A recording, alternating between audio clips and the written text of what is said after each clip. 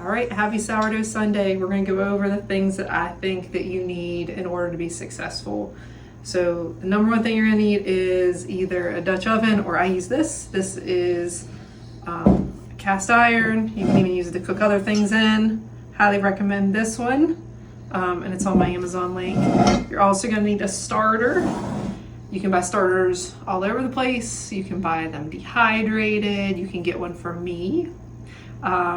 And you can even start your own. We're going to be talking more about starters next week, but mine just lives in the fridge until it's ready to come out and be used. Another thing that you absolutely need to have is a scale. This is my favorite one. I've had it for like 5 years, and it's worked really, really well. We've even been through like 3 battery changes, but all recipes and feeding your starter is done in grams. This is going to make your life way better, so highly recommend that.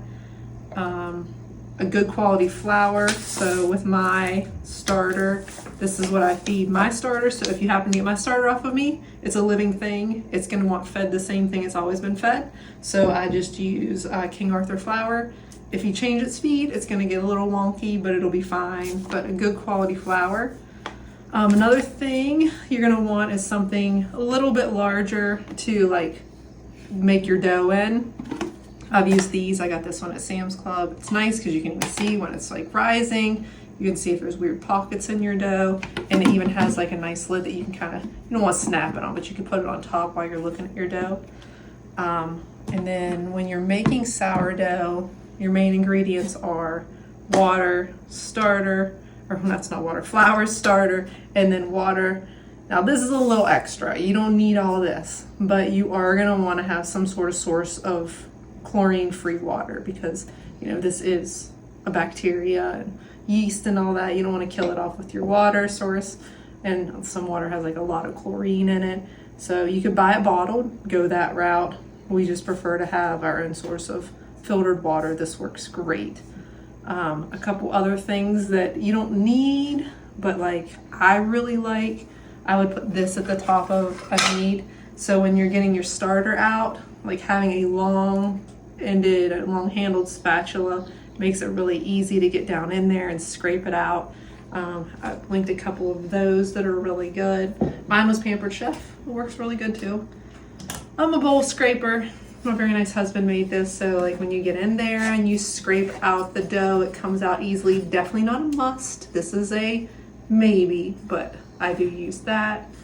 This is something that I use more than anything else. It's a scraper for your counter, or when you're forming your bread loaf, you're gonna want something like that. You don't have to have it, but it does make your life easier.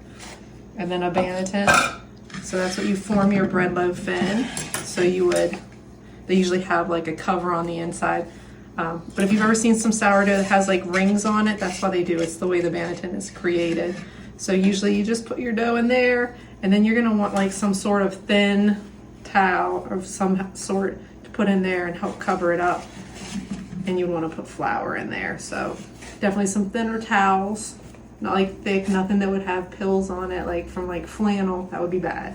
So a thinner one. But if you don't want to purchase one of these because you're like not there yet, you want to see if you like it, that's fine. Because I think these are like 20 bucks. You're going to want to get something else. So other things I've used, if you have, this is a little smaller, you want like the next size up glass bowl. I don't think metal's great, so some sort of bowl. You want to line that with the towel too. You can even just use a basket, but you definitely want to line that with like some sort of towel, so it's a little crusty. So you definitely want to like line that with a towel when you're forming your bread loaf. So this is what most people use. They use a Buntin. I've actually used baskets often, and they come in the loaf shape, and then they come in the circular shape. Some other things to think about that you might want. These aren't musts, these are mights. So there's the powdered sugar. It's on the link that you can use whenever you're putting the flour on top of the loaf if you want to score it and make it super fancy. So I just use this, but they actually make a real shaker to do that with the flour on top of your bread. Speaking of scoring, you're going to want a lom. This is one that comes with the kit. I hate it. It's junky. You can't change the blade on it. But if it comes with your loaf, I mean, you could use it.